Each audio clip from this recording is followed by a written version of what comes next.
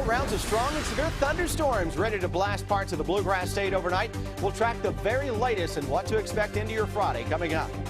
The city of Indy is preparing for a big blue explosion. I'm Amber Philpott. Coming up, why one fan is so excited to have her cats at home. Got the insane idea of taking his name legally and running a very small campaign. His name is one many Kentuckians would recognize, and now a Pulaski County man is changing his name to honor the late Gatewood Galbraith. Tracking, alerting, protecting. WKYT News starts now with First Alert Weather.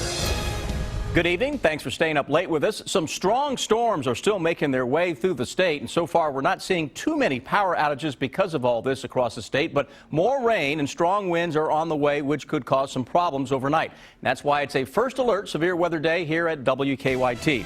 We begin with Chief Meteorologist Chris Bailey. Chris? Sam, a lot of heavy rain producing showers and storms blowing across the area already today. Many areas on Defender picking up on a swath of 1 to 2 inches of rain, and we have a lot more to go through over the next 24 hours. With that in mind, it's a flood watch and a flash flood watch out for most of the Bluegrass State through tomorrow evening at roughly this time. Live First Alert Defender tracking rounds of showers and thunderstorms, then a big increase now just to our west. Starting to see this little complex of some showers and storms beginning to ramp it up a notch or two from northern parts of Pulaski County toward the Danville and Lancaster areas. Not too far away from Science Hill and Shopville, up toward Waynesburg, and farther north we go into Stanford and Lincoln County, Lancaster, over toward Harrodsburg and Danville. Showers, thunderstorms beginning to ramp up, maybe a little pea-sized hail with that stuff into southeastern parts of Mercer County.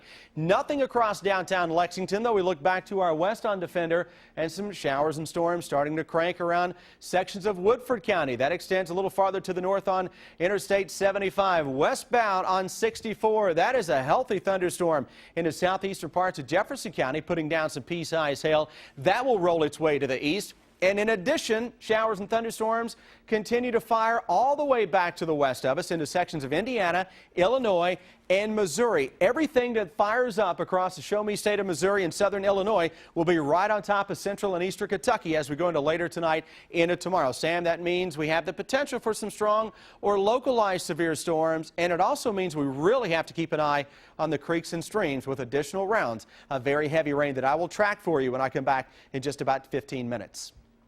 Thank you, Chris, and we'll get back to the weather in just a minute. But first, we are tracking a breaking news alert out of Lexington. Fire crews and police are on the scene at a Walmart after a bomb threat was reported. Let's take a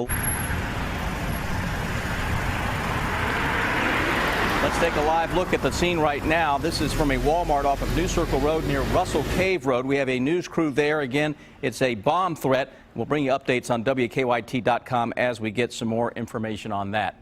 Now, while the storm damage in Lexington has not been too bad so far, other parts of the state are dealing with severe weather. Our Garrett Weimer talked to one man who says he got caught up in the middle of the storm.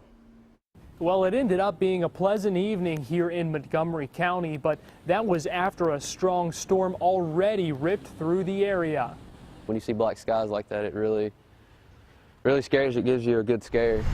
The rain stopped and the sun came out in time for a nearly picture-perfect sunset over central Kentucky. But in some places, the damage already was done. Here on White Turley Pike along the Clark County-Montgomery County line, neighbors say they got heavy rain, strong wind, and even hail when the storm tore through here. And the signs of the storm are still visible.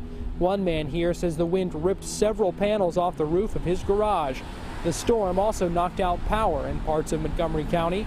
Strong wind and heavy rain also making it hard on drivers on the road through the area here at the time.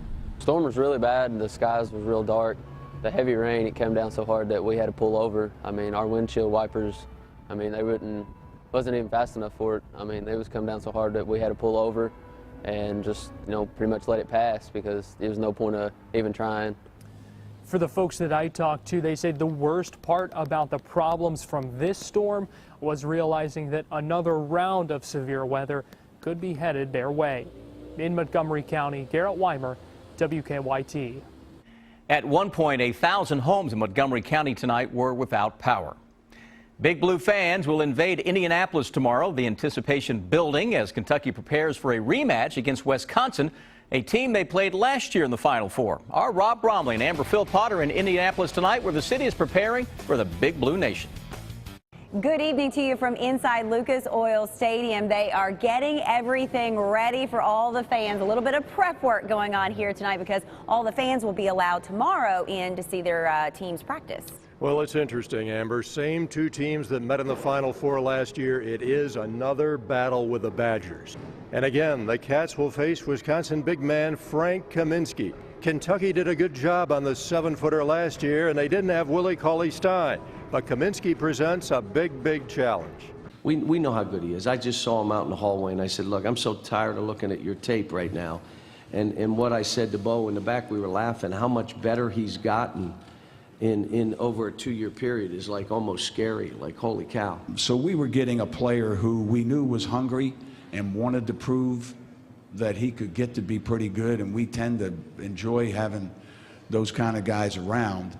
And but for somebody to go to the level he has from start to finish, no, I've never had a player like that.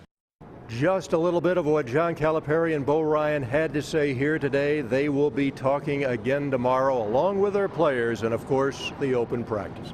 Well, we know that most of the Big Blue Nation will probably be making their way here to Indy tomorrow. It is a short drive for them. But tonight, we caught up with one UK alum who is so excited to have her Cats in her hometown. Thursday night, it was quiet inside the Indy tin roof, but come Friday, as the Big Blue starts to roll into town, that will all change. I don't think people in Indianapolis realize, they might be starting to realize how well Kentucky fans travel, but it's great, I think. Moore is a 2004 grad. She's the UK alumni chapter president for the Indy area, and she's been planning for some time for the invasion of just a few thousand of her fellow Wildcats to her hometown. Last weekend, I guess at about midnight, I started sending emails to Tin Roof, sending emails to the Alumni Association out of Lexington and saying, hey, we're going. So what do we need to do to make sure that everything gets set? And the tin roof there is the official UK welcome to Indy. Party fans can come out and start all the fun early. That is tomorrow night at 7. And again, so many people who live in this area, they say this is like Christmas to them to have their Cats here playing in the Final Four. A lot of excitement in this city. Well, we're getting close now. Only one more day to get ready, and then it's game day come Saturday. That is it. That is the story from here in Indy. Back to you. Thank you, Amber and Rob. And back here in Lexington, UK officials are already preparing for the post-game celebrations on Saturday. They've created the hashtag Banner Behavior to encourage students to be respectful and safe. They want the Big Blue Nation to, quote, exhibit behavior worthy of the banners hanging from the rafters at Rupp Arena. A man convicted of raping a child was back in court today after being on the run for more than a year. Douglas McBride did not show up to a sentencing hearing in Virginia 18 months ago. Police arrested him at a home on Pasadena Drive in Lexington. Today, he was arraigned in Fayette County Circuit Court. His preliminary hearing is scheduled for April 9th at 8:30 a.m. President Obama visiting Kentucky today. The president toured a tech company called Indatus in Louisville. He talked about job training programs during his speech, and he said the United States cannot afford tax cuts for the wealthy while cutting job training for young people. There are a lot of different pathways that we create so that more and more people can get trained in the jobs of the future. And we're not restricting ourselves to one narrow path. And we're making sure that everybody has opportunity and everybody has a shot. The president was supposed to arrive in Kentucky about 2 o'clock this afternoon, but was delayed because of the developments in the Iran nuclear program negotiations. He was an iconic political figure here in Kentucky. Gatewood Galbraith won the attention of many, but never won enough votes. He ran for governor 5 times and lost every time. Well, now a Pulaski County man is trying to honor Galbraith's legacy. Terrell Newman legally changed his name to Gatewood Galbraith and then filed to run for governor as an independent. Monique Blair sat down with Newman to talk about his name change. It's a story that's new at 11. My name now is legally Gatewood Galbraith, parenthesis, Newman, close parenthesis. This man, whose name was Terrell Wayne Newman up until Tuesday, says he was looking at the upcoming election candidates and thought something or someone was missing. Got the insane idea of taking his name legally and running a very small campaign. Newman legally changed his name on Tuesday so that the name Gatewood Galbraith could be on November's ballot as a candidate for governor. Newman says the whole purpose is to honor the late Galbraith, a man known for his stance on legalizing marijuana. I'm not looking at winning, but I do hope to spark the interest that Gatewood generated, not I. I think a lot of the outcry has been, oh, he's trying to confuse people at the ballot to win. It doesn't sound like that's what he's trying to do, and so I'm willing to take his word for it. Drew Curtis, who is currently the only other independent running for Kentucky governor, says he welcomes any non-politician who chooses to run against him, and that he's not threatened by Newman's tactic of changing his name. Somebody suggested that if that actually succeeds, I should change my name to John Calipari next year and run for the Senate. Newman, who says he has ran twice for mayor in Lexington, says he will go back to his original birth name after the election. In Lexington, Monique Blair, WKYT. And there was no one like Gatewood Galbraith, as many of you know. Independent candidates must have 5,000 signatures from registered voters by August 11th to get their names on the general ballot. And she's been missing for more than 2 weeks. The search continues tonight for a Montgomery County woman. Police say that 28-year-old Audrey Blackburn was last seen on March 17th. Her parents tell us she went for a walk and never came back. Blackburn's family is asking for anyone with information to come forward. This week, a family friend offered a $1,000 reward for information leading to Blackburn's safe return. So, you know, where other people have someone missing and you think, you know, it must be rough, but you just don't know till you go through it. Police say Blackburn was last seen wearing a pink hoodie, gray corduroy pants, brown shoes, and a rainbow scarf. Tonight's rain should help stop the forest fires, or at least slow them down across the state. Earlier, crews spent the day putting out fires in Knox County. This is just one of several fires in the county they've been dealing with this week. And while some of the fires have been weather-related, firefighters say some were set intentionally. It's a day that many horse racing fans have had circled on their calendars for months. The racing begins for Keeneland's spring meet tomorrow. Despite the rainy forecast, track officials say they're prepared for just about anything. No different than any typical spring or fall in Kentucky. We're prepared for anything. Racing will still go on, and as long as everybody's safe and having a good time, that's all that matters to us. We have a critical incident plan that we keep in place and we update on a very regular basis, and we train all of our employees to that to make sure that patrons are safe.